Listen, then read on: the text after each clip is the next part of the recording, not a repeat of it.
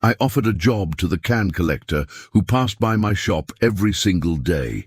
He pushed an old cart with a dog sitting on top and had hands covered in dirt from digging through trash. My employees started a petition to force me to fire him. But what they didn't know was that man was about to change everyone's life inside that shop. And what I didn't know was that he was about to change mine. Jorge worked with me for 6 months and never showed up late a single day. Not once, not when it rained, not during the worst cold snap of winter. Then, one Monday morning, he simply didn't show. I found his cart parked on the corner with a note tied to the handlebar. When I read it, my legs gave out and I had to sit on the curb to keep from falling. But hold on, I'll tell you everything. Before I tell you what was in that note, you need to understand how this started. I run a mechanic shop in a working-class neighborhood. Nothing fancy. 4 employees, a squeaky metal door, and a pot of coffee always brewing. That shop is everything I have. I grinded 15 years to build it from nothing. Every morning around 6:30, I'd see the same man walking past, pushing a cart full of cans, bottles, and cardboard. On top, lying like a king on a throne, was a scrappy caramel-colored mutt. That dog stared ahead with a serious look, like he was supervising the route. I always got a kick out of that. One day, I was opening up early, and his cart stopped right in front of me. The front wheel had locked. He kept pushing, but it wouldn't move. I went over to help, unlocked the wheel, tightened a few bolts, and said, "All set." He looked at me, caught off guard, and said, "God bless you, sir." That's when I noticed his hands. Cracked, cut up, black with grease and rust. Without thinking, I said, "Would you like to work here with me? I need someone to organize the stockroom, sort parts, sweep the floor. Simple work, but honest work." He looked at me like I'd spoken a foreign language, quiet for 5 seconds, then said softly, "Are you serious?" I said, "I am. Start tomorrow if you want." He lowered his head, and I watched a tear roll down his face. Next day, 6:15 in the morning, Jorge was already at the shop door, wearing clean clothes that looked like he'd spent all night washing and ironing, his dog beside him. I asked, "Where does Caramel stay?" He said, "In the cart on the corner. He won't bother anyone." And it was true. Caramel would sit quietly all day waiting for his owner without making a peep. The first week was rough, not for Jorge, for me, because the employees started complaining. Tiago, the most senior one, pulled me aside and whispered, "Boss, you hired a trash picker? This ain't gonna work out." I said, "Tiago, everyone deserves a chance. Let me see how he does." But Tiago wasn't satisfied. He started stirring things up with the others, and that's when the first turning point happened. End of the first week, I went to check the stockroom. I could barely believe my eyes. That place, always a disaster with parts thrown everywhere, was spotless. Everything sorted, labeled, stacked on shelves. Jorge had done in 5 days what nobody managed to do in 2 years. I stood there, speechless. I called him over and asked, "Have you done this kind of work before?" He gave a shy smile and said, "I've done a lot of things, sir. Life put me on the streets, but it didn't take away what I know how to do." That line stuck with me, but the problems were just getting started. Once the employees saw Jorge standing out, things got worse, much worse. Tiago convinced the other 3 to sign a petition asking me to fire Jorge. The reasons were ridiculous. No formal experience, his presence made clients uncomfortable, the dog on the corner was dirtying the sidewalk.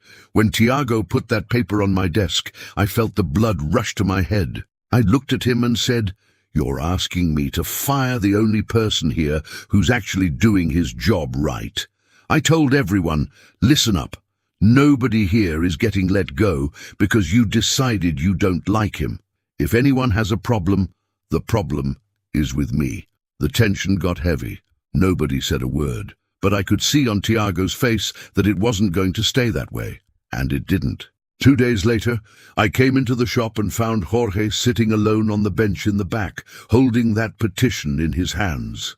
Someone had left the paper on his workbench on purpose. So he'd read it, so he'd know that nobody wanted him there. My stomach turned. I sat down next to him and said, "Jorge, don't pay any attention to that. The work you do here is something none of them do." He looked at me with red eyes and said, "I know they don't want me here, sir, But you gave me a chance, and I'm not going to waste it. And he didn't. By the second month, Jorge was sorting parts, spotting engine problems, and handling customers at the counter. Clients started complimenting him. One told me, "The guy with the mustache is top-notch, very polite and attentive." Tiago went quiet. No argument left. In the fourth month, something caught me off guard. Friday afternoon, a customer brought in a car with suspension trouble.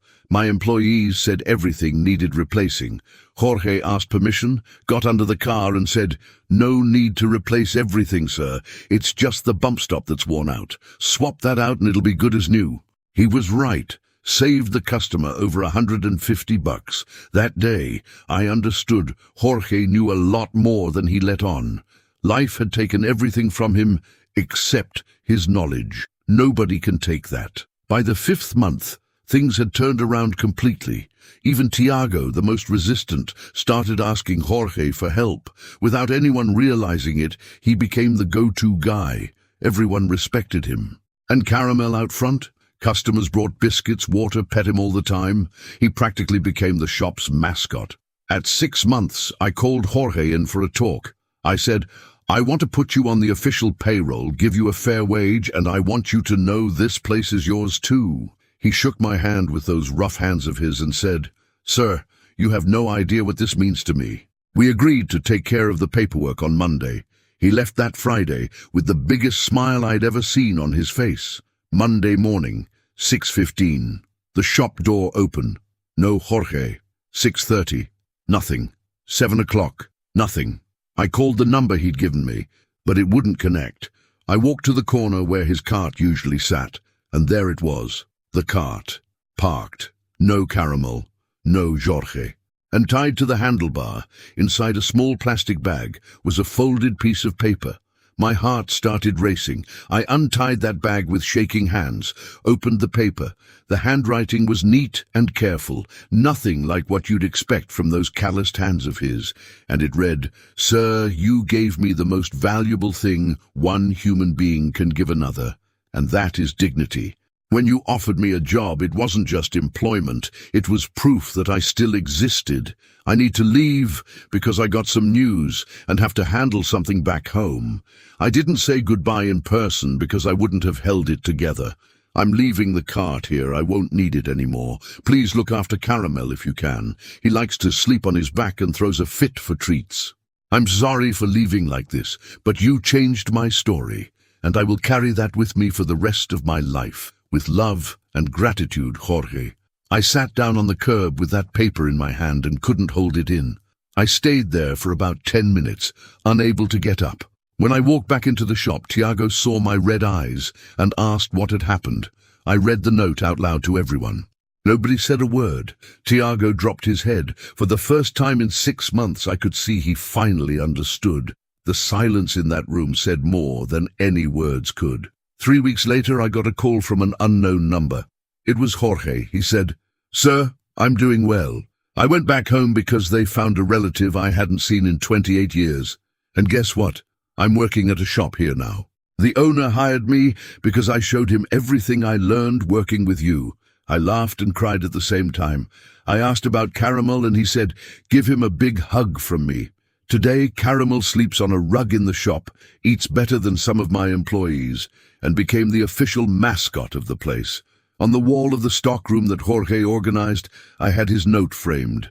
Every time a new employee starts, I ask them to read that note first, because that letter teaches more about character and gratitude than any shiny resume ever could. If this story moved you, drop a like below and tell me in the comments where you're watching from. And if you know someone who needed to hear this today, share it. Sometimes we underestimate the power of giving someone a chance. In the end, we're the ones who learn the most. Thank you so much for sticking around. See you in the next video.